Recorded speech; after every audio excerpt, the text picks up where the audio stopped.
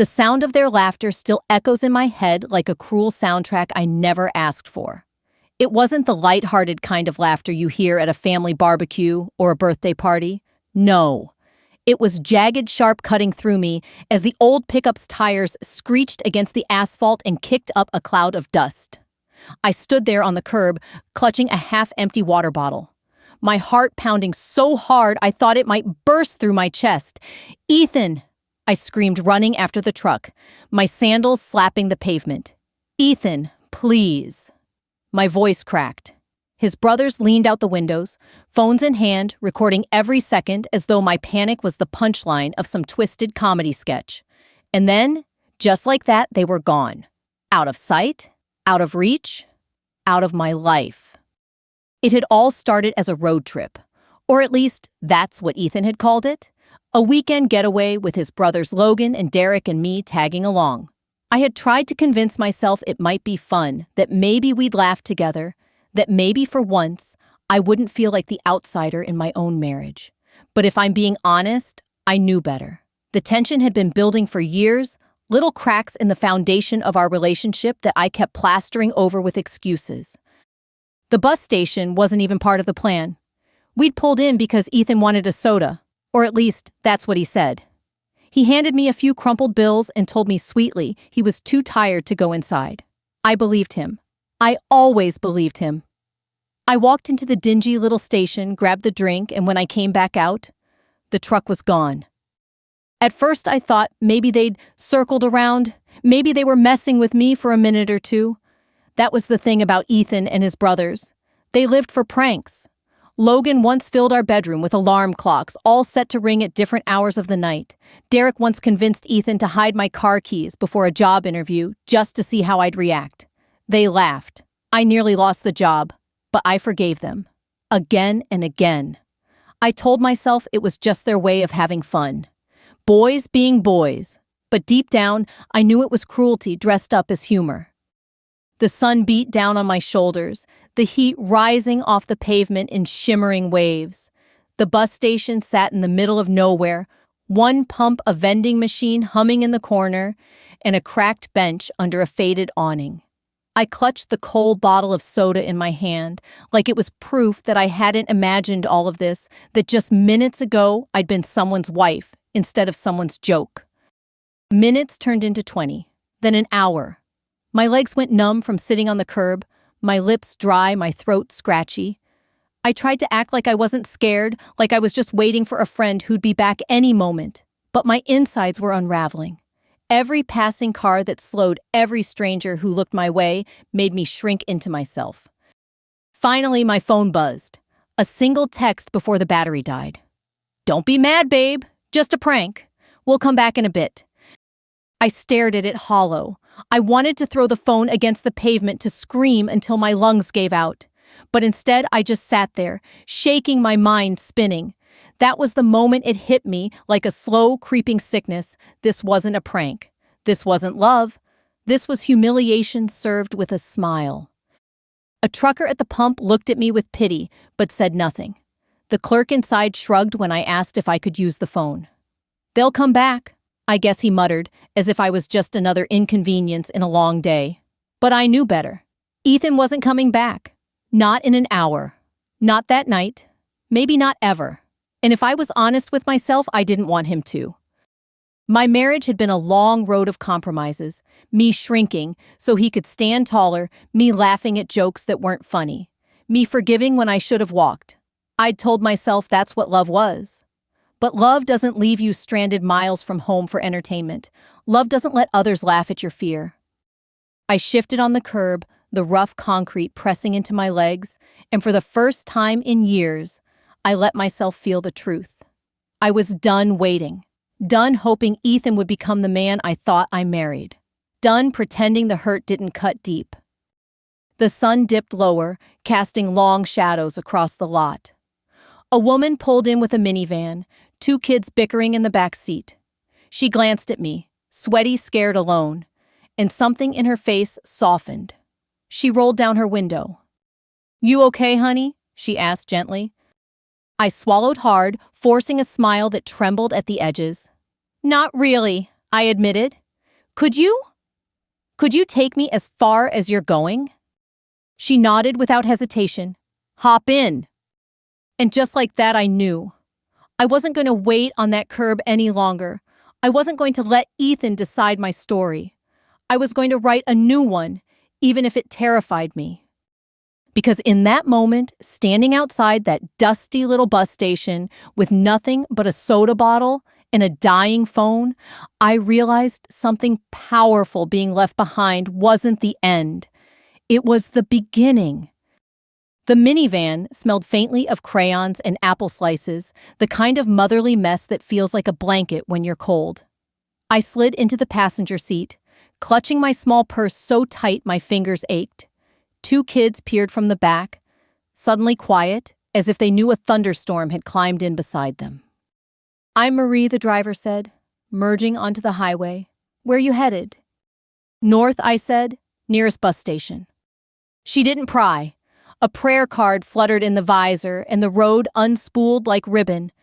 The bus station behind us shrank in the mirror until it was only sky. A knot in my chest loosened, not relief more the moment a fist stops clenching. You need water.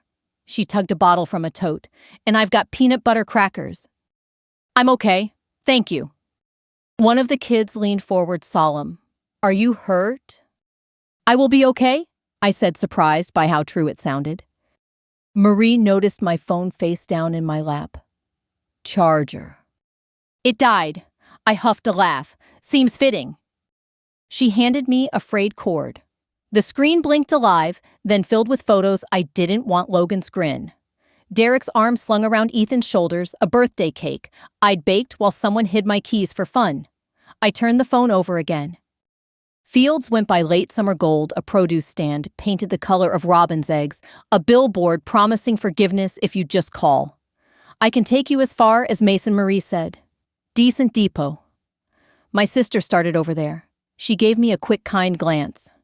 You got someone. My Aunt Ruth, I said, swallowing. We haven't talked in years. Sometimes it only takes one person, Marie answered. Mason's depot was a squat concrete building with a clock that lied. She parked at the curb. The kids were chanting about fries. Marie pressed a receipt with her number into my palm, along with a $10 bill. For a sandwich.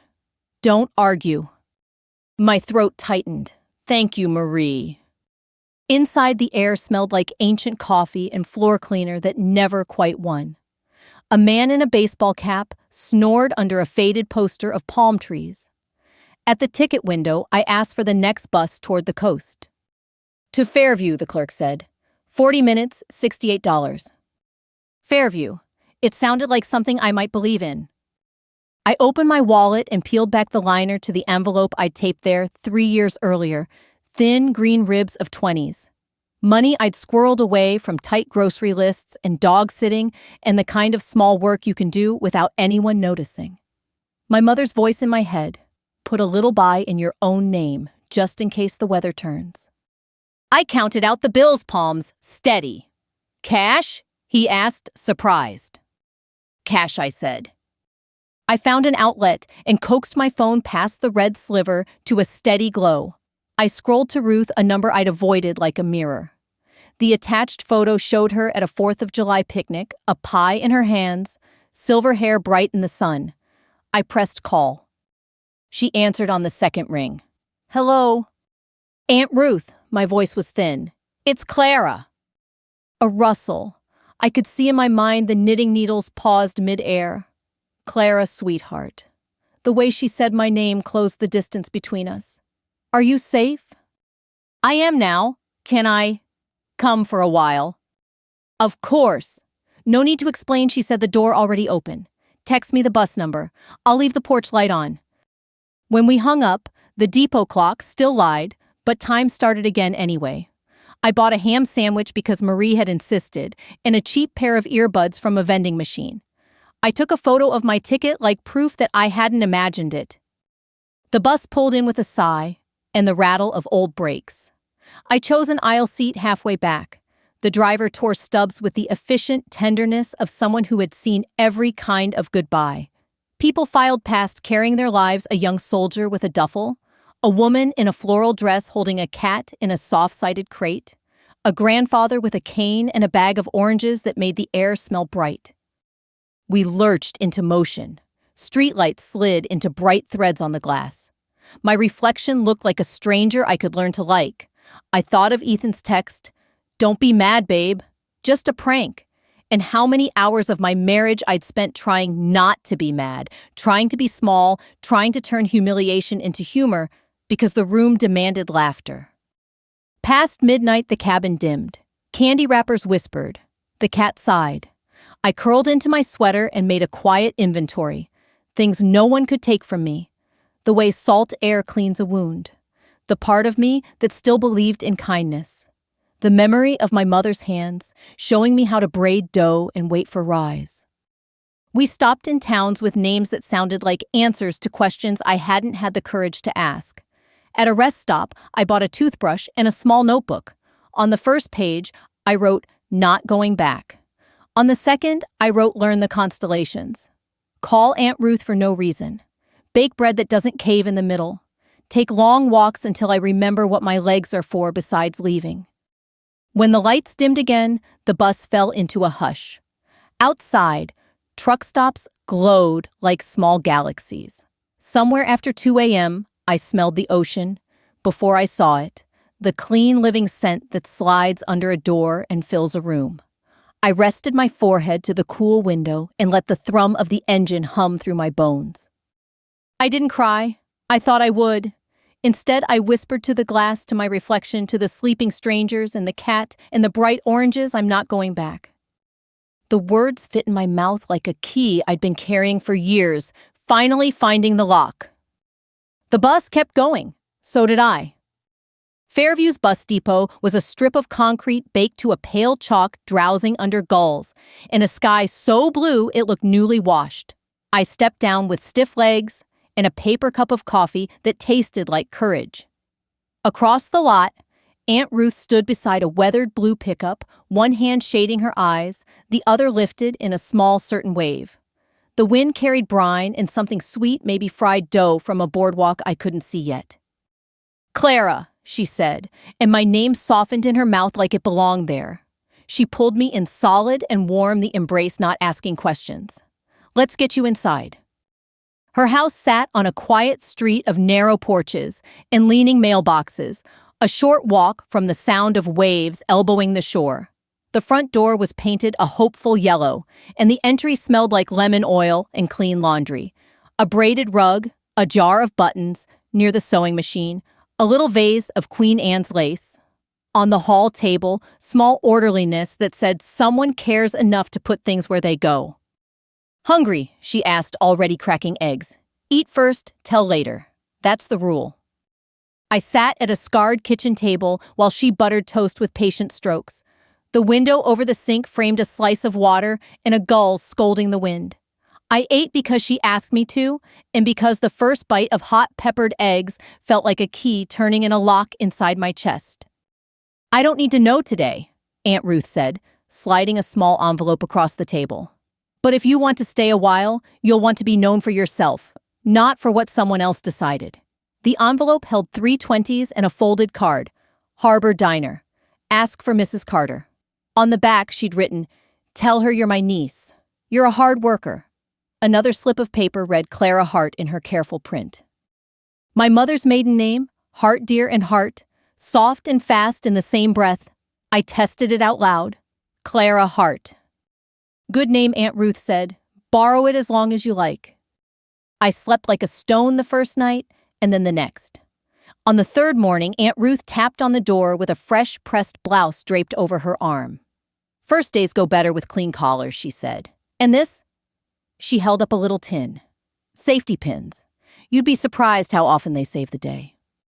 The Harbor Diner faced the wharf big windows, catching the light of boats sidling in with bellies full of the morning's effort. Inside, a bell on the door announced you whether you liked it or not, and the coffee urn breathed in a steady whisper as if keeping time for the whole room. A chalkboard promised clam chowder and blueberry pie. The air was part sizzling. Butter, part old recipes, part stories told halfway and picked up again the next week. Mrs. Carter was small and brisk, with a gray bun that never moved, no matter how fast she did. Ruth says you're steady. She told me eyes kind and appraising. I can pay cash till we sort the rest. We open at 6. The fishermen come in hungry and in a mood. Can you be on time? Yes, ma'am. She squinted at me, maybe weighing the way I stood or how I didn't flinch when a pan clanged in the back. Aprons on the peg. Coffee never lets the cup show its bottom. If someone's having a bad day, give them extra napkins. It makes people feel looked after. I learned the rhythms, how to keep orders in my head, like a hymn. How to slide plates without breaking the spell of a story at table 3. How to recognize when a customer needed a quiet refill and when they needed a question.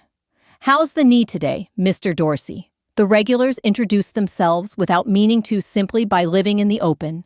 A widow folded $1 under her saucer every Wednesday, like a ritual of gratitude. 2 brothers argued tides and weather while splitting a stack of pancakes, so even you could have measured it with a ruler. When the rush ebbed, I wiped counters in long meditative strokes and watched the harbor do what it had always done, receive and release.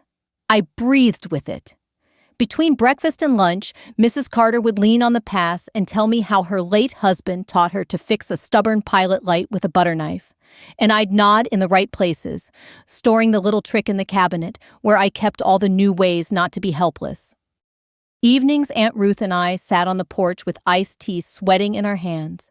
She knit while the radio played old songs that knew how to take their time. She hummed sometimes, not minding the wrong notes. We didn't pull at the past. It unspooled when it wanted quietly, like thread from a spool, little stories about my mother in high school, about summer church picnics, where the potato salad won ribbons, about a man Aunt Ruth danced with once and never married because he loved the road more than he loved coming home. When I told her I'd go by heart for a while, she nodded. Names keep us or they free us. Use the one that feels like a door you can open. She set down her needles and touched my cheek thumb, rough from years of work. The porch light stays on either way. I didn't tell her everything. Not the video Ethan's brothers would eventually brag about. Not every meanness coded in laughter, but in the smell of lemon oil and cinnamon toast and the sound of knitting needles moving like small crickets, I found places where the hurt could set down its suitcase and stop rattling the dishes. I made rules for myself that first month. I wouldn't Google Ethan. I wouldn't rehearse speeches I'd never give. I wouldn't keep my phone on the pillow like a lifeline. Instead, I learned the names of the gulls that frequented the pier and which bench got afternoon sun. I bought a library card and took out a cookbook with stains like footprints leading the way. I baked a loaf of bread that rose proud and cracked just right, and Aunt Ruth thumped it and declared it good like a parable.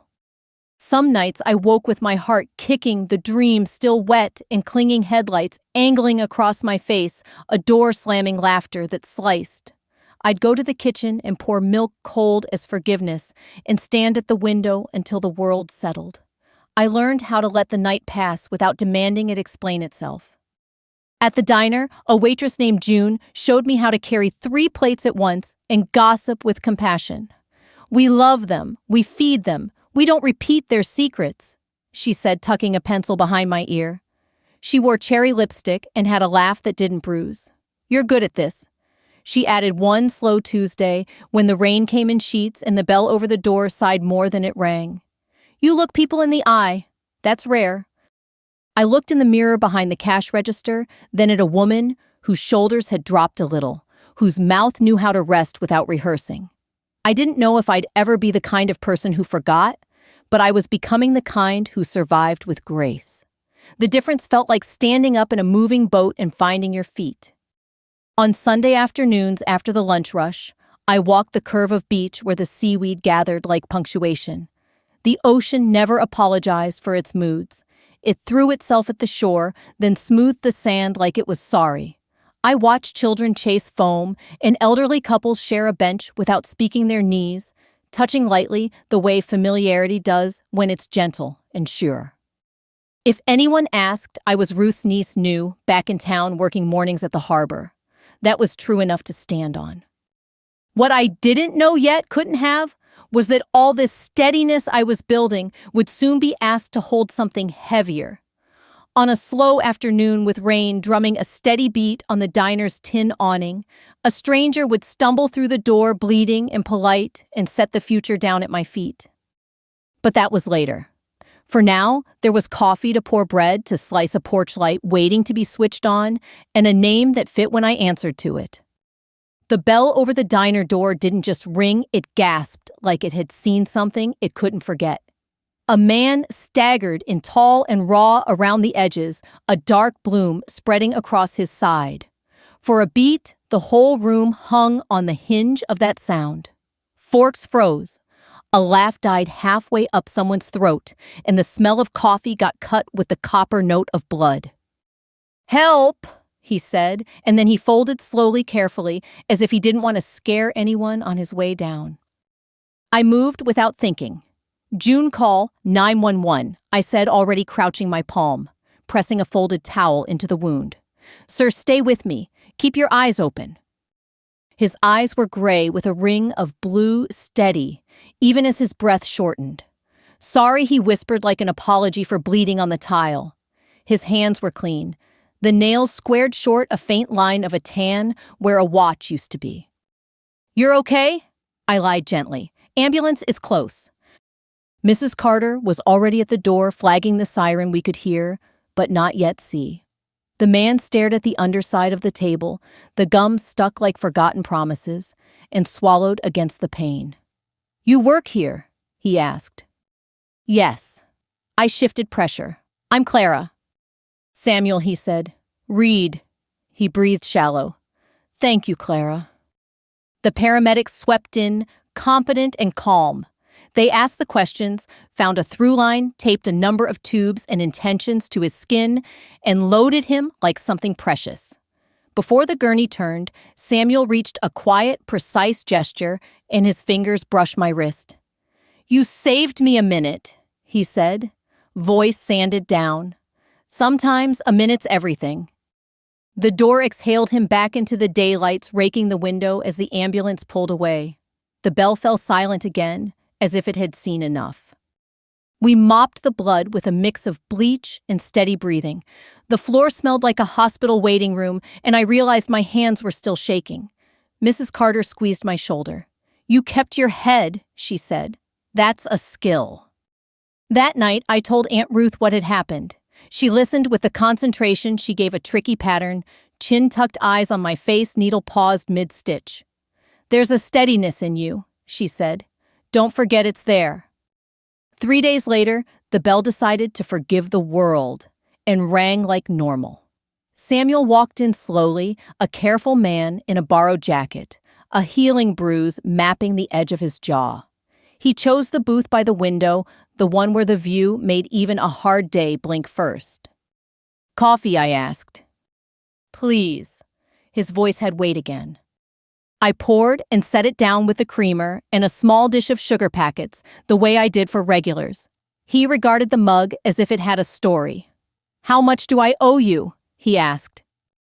"It's on the house." I smiled. "You came with a punch card last time." One corner of his mouth tilted. "Right." He didn't talk much that first visit back. He watched the boats nose home, read a newspaper someone else had left behind, trace the rim of the mug with the tip of a finger, like he was reminding himself how circles worked. But he sat softer as the hour passed, and when he paid, he left money on the table tucked under the sugar bowl. "Too much," I said, catching him before the door. "For the towel," he answered, "and the minute." After that, he became a quiet fact of late mornings. He liked the window and blueberry pie. He carried a book with a cracked spine and never turned his phone face up. He listened better than anyone I'd ever met. People told him things without meaning to, how their brother wasn't returning their calls, how the shingles were coming loose again, how the harbor's light at dusk made a man consider forgiveness. He only ever offered 2 or 3 words stitched at the right places. "That's hard. Makes sense. I hear you." One Wednesday, June dropped a tray and it clattered, dramatic plates clinking their last. Samuel stood to help without show-gathering the survivors and passing them back like a relay. Thank you. June huffed pink and grateful. Occupational reflex, he said. What occupation? I asked later, refreshing his coffee. He watched the steam lift and thought about lying. You could see it pass over his face like a cloud that knew it wasn't wanted. Detective, he said. City work. Not anymore. Burnout, I guessed. Close, he said, and didn't open that door. I didn't push. We were both learning how to let sleeping dogs be. Still, the way his eyes took in a room entry's exits, who sat with their back to what told me the job hadn't left him, not entirely. He scanned like someone who knew that trouble didn't always announce itself. I realized I'd started to do a version of it too, in a softer way, counting faces, noting where light fell, listening for laughter that cut. A week later, a squall blew in, fast, and hard rain needled sideways. The awning bucked, and the diner turned dim like a theater before a show. It was slow enough to talk. Samuel set his book upside down to keep his place, and said, "Sometimes you wind up in a story you thought you were telling." I looked at him. The bruise faded to memory. What happened to you? The words felt like crossing a small stream. You pick your stone and hope. He held my gaze. Got too close to something that paid better than truth, he said lightly, but the light didn't land. Partner was on a payroll that wasn't the city's. He needed a scapegoat, and I was convenient. I found out the kind of things that fall off the back of a truck don't always hit the ground. They hit people. He took a breath, then let it out slow. I got shot. Should have died. I didn't. Why here? I asked softly. Quiet, he said. He tipped his chin toward the window where the harbor sulked under rain, and the kind of people who know how to mind their own business and their neighbors at the same time. I nodded. That's this town's specialty. I wiped a dry ring from under his mug. Do you miss it? The work. Sometimes I miss being useful, he admitted, but usefulness isn't a badge. His eyes tracked a gull fighting the wind. You ever need anything fixed? I'm handy. Do you do neon? I grinned at the sign that buzzed open like it was telling a secret. Give me a butter knife, he said, and when I handed him one, he stepped outside and jimmied a loose connection with the confidence of someone who had coaxed stubborn things into behaving. The sign steadied. He came back in rain, beating his hair, smiling like a man who'd made a truce with a small part of the world. Aunt Ruth met him the following week when he carried a box of produce from the back door to my car. You're the fellow from the diner, she said, and her eyes did that scan she pretended not to do. You've got good hands. Trying to keep them that way, he answered, respectful as Sunday, and she favored him with a slice of pie wrapped in wax paper. Come by if you like porches, she added. We rate them highly. We didn't talk about Ethan. I didn't ask whether Samuel was running toward something or away from something, though the way he looked over his shoulder sometimes told me the question had an answer. We sat in our separate chairs at the diner's end of day and discussed weather patterns and the merits of salted butter on warm bread, and in those safe sentences, a small bridge appeared, plank by plank. The first time he laughed, really laughed, it was because June tried to teach me to flip a pancake with a skillet flourish, and I sent it frisbeeing into the sink. He covered his mouth, embarrassed to be amused, then let the sound out anyway. It made room for the rest of us to breathe. I like your name, he said once, a true compliment disguised as casual. It's my mother's, I answered and left it there. Outside the window, evenings lengthened, boats coming home with gulls in their wake. Inside, the radio found old songs that said what people couldn't. The bruise on Samuel's jaw faded, but the habit of scanning didn't. You could feel something moving at the edge of the frame, a shift in the air, like the moment before the tide turns quiet, certain and only obvious once it's already happened. The first sign was small enough to dismiss at least for a while. Aunt Ruth's kitchen drawer, the one where she kept loose bills folded in an envelope, sat open a finger's width when we came home one evening. She frowned, closing it softly, as though the wood might bruise. I could have sworn I shut that, she murmured. Her eyes moved to mine, steady but wary. Did you go in here today? I shook my head. No. We stood in the warm hush of her house, listening for something that wasn't there, footsteps breathing a trace of presence. Nothing. But the silence itself had a new shape. That night, I found myself walking the hall more than sleeping, touching doorknobs, as if to remind them of their jobs. I heard Aunt Ruth stirring too, the scrape of her rocker in the front room. She didn't say she was keeping watch, but the lamp in there burned until morning. At the diner, I told Samuel. He set down his fork, his face shifting into the stillness I recognized from that first day when he bled across our floor. "That drawer didn't open itself," he said. Maybe Ruth forgot I offered, though we both knew better. Samuel's gaze went past me, scanning exits, customers' shadows. "I'll come by after shift. Put some new locks on your doors." "You don't have to." "I want to," he interrupted, gentle but firm. "People who break boundaries don't usually stop on their own." True to his word, that evening, he appeared with a small toolkit and an expression that brooked no argument. I watched him kneel at the front door, hands sure turning screws, measuring alignments. Aunt Ruth sat in her rocker, knitting, clacking softly, her eyes following him with a mix of suspicion and gratitude. "You know what you're doing?" she said finally. "Had to learn early," he replied. "Locks aren't just for doors. They're for peace of mind." I stood nearby, useless, twisting the hem of my sleeve. "Do you think someone's watching us?" Samuel glanced up at me. "I think you left someone behind who might not like that you stayed gone."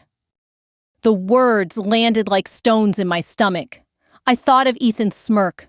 Logan's camera always pointed Derek's booming laugh. I'd imagined them moving on without me never looking back. The possibility that they hadn't, that I was still a character in their cruel theater, made the air thin.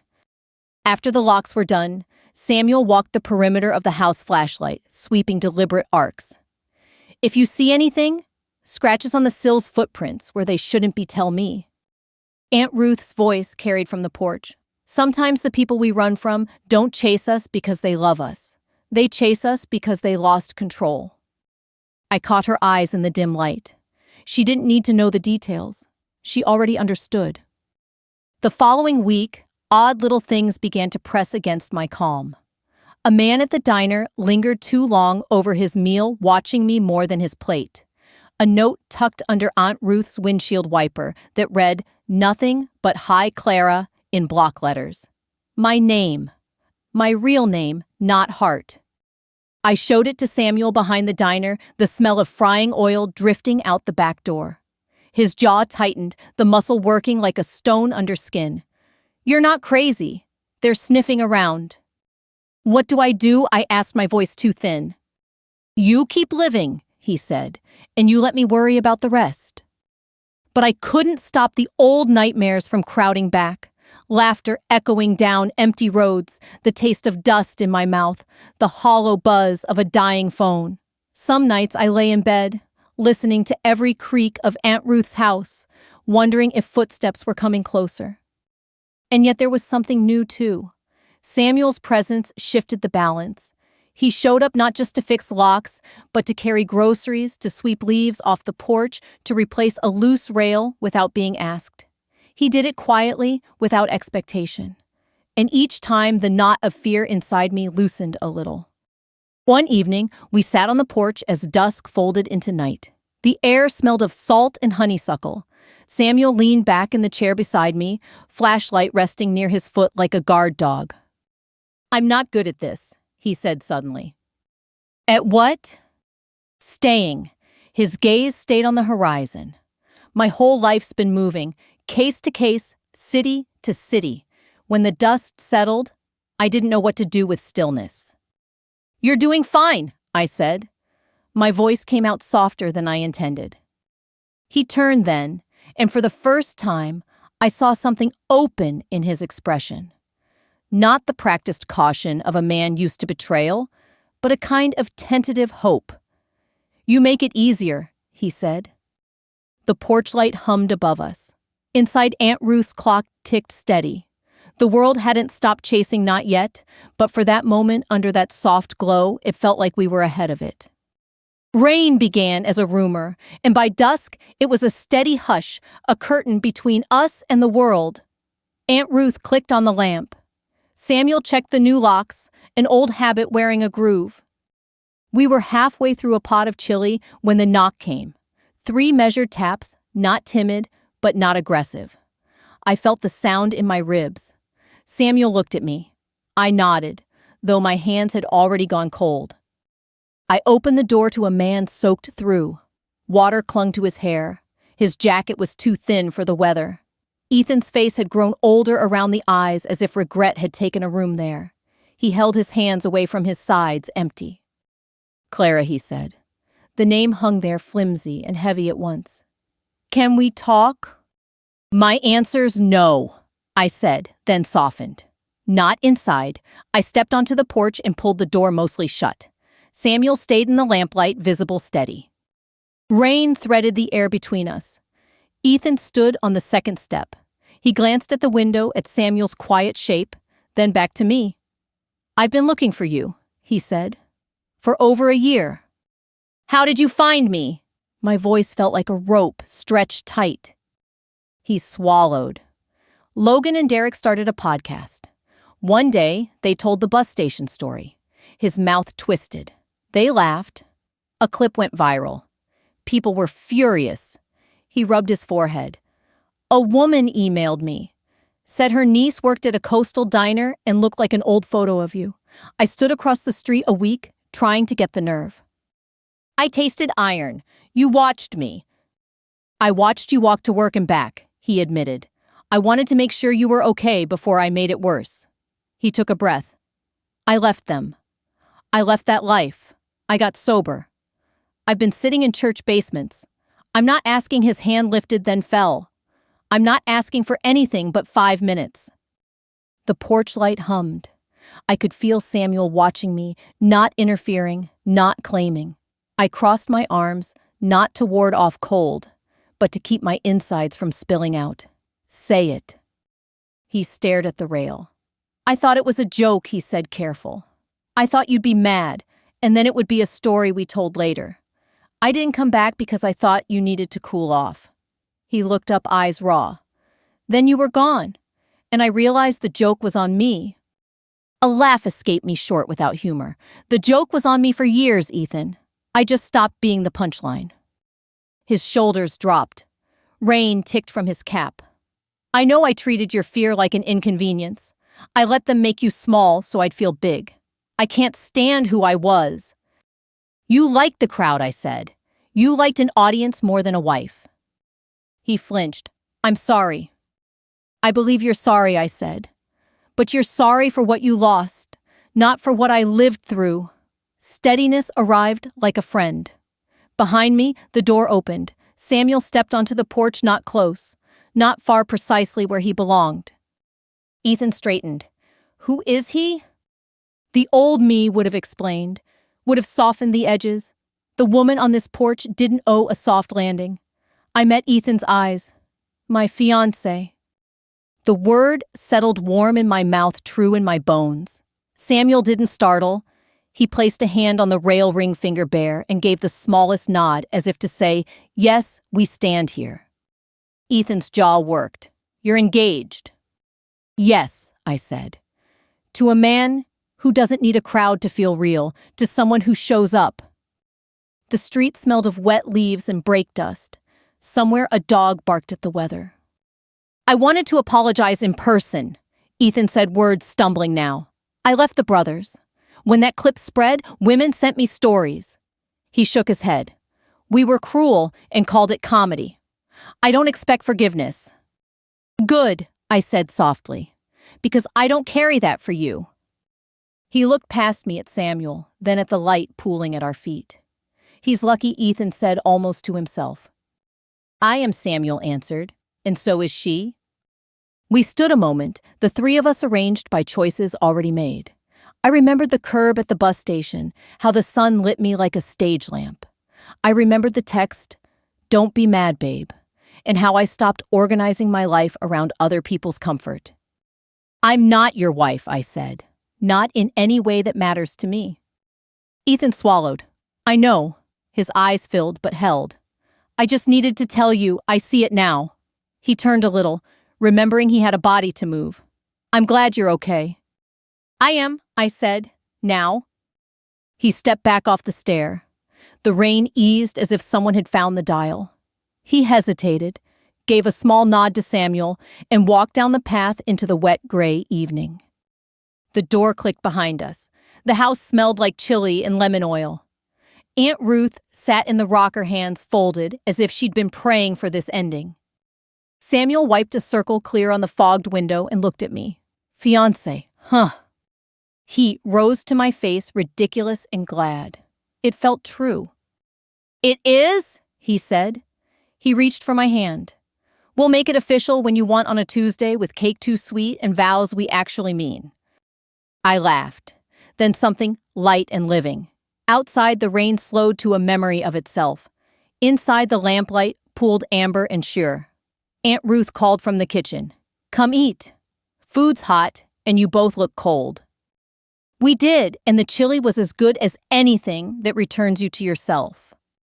The courthouse smelled of varnished wood and old air, the kind that holds every word ever sworn inside its walls. My palms sweated despite the cool morning. Reporters lined the steps, microphones sharp as beaks. Samuel's hand steadied me as we walked through the doors together. His grip was quiet but absolute.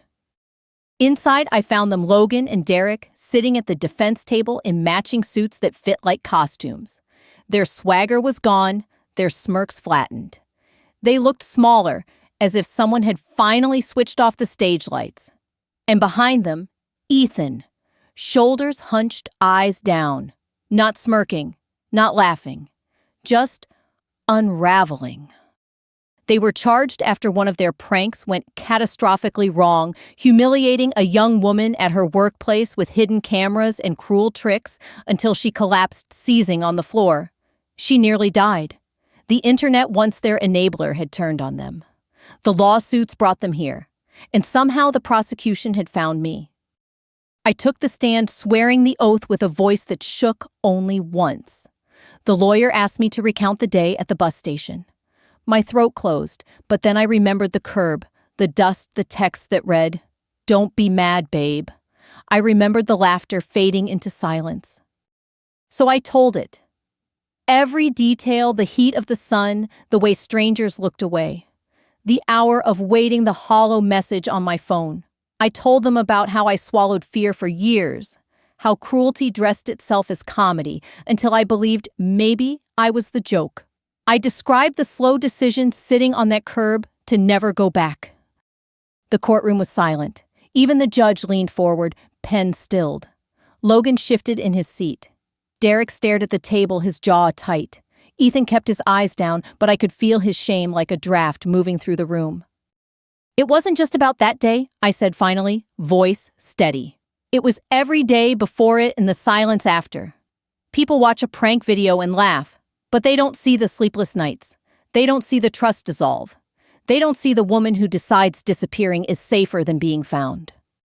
My words hung there, heavy, honest, mine. When I stepped down, Samuel was waiting in the aisle, his presence like a lighthouse. I passed within feet of Ethan. He didn't look at me. Or maybe he couldn't. Outside sunlight was fierce, bouncing off camera lenses. Reporters shouted questions, but I walked past them into the open air. And there he was, Ethan following me down the steps. "Clara," he said, breathless. I stopped, turned. He looked older, still unshaven, his tie crooked. I don't know what I thought would happen. Maybe I thought you'd still be waiting somewhere inside. I shook my head. You thought wrong. He opened his mouth, closed it, his eyes wet. Do you hate me? I said honestly. I just don't belong to you anymore. The words left me lighter. He flinched, nodded once, and stepped back, swallowed by the crowd. I walked on down the courthouse steps toward Samuel, who waited at the bottom with a cup of coffee in one hand and patience in the other. I slid my fingers into his natural as breathing. You okay? He asked. Yes, I said, and I meant it. I said everything I needed to say. We walked through the cameras and questions, through the noise and the bright glare of a day that felt like it belonged to me. For years, I'd been the one left behind. Now, I was the one moving forward. Later, on the porch, with Aunt Ruth's rocker creaking beside us, Samuel handed me a mug of tea and pressed a kiss to the crown of my head. "He never knew you," he murmured. "No," I whispered back, "but you do." And for the first time, I wasn't afraid of being found, because I had already found myself. When I think about that bus station now, about the dust and the laughter and the silence that followed, I don't feel broken. I feel grateful. Because that was the moment my story split between who I was and who I could become. Sometimes life doesn't give us tidy endings. Sometimes it gives us exits, disguised as cruelty beginnings, dressed as loss. Mine came in the form of a joke that wasn't funny, but walking away from it gave me back everything: my voice, my dignity, and the chance to love without fear. And maybe that's why I'm telling you this now, because someone listening might be standing at their own bus station waiting for a ride that isn't coming. Maybe they need to hear that leaving isn't failure. Sometimes it's the bravest thing you'll ever do. If this story touched you, share it with someone who might need a reminder of their own strength. And if you want to hear more stories like mine about finding freedom where you least expect it, stay with us. Your presence matters.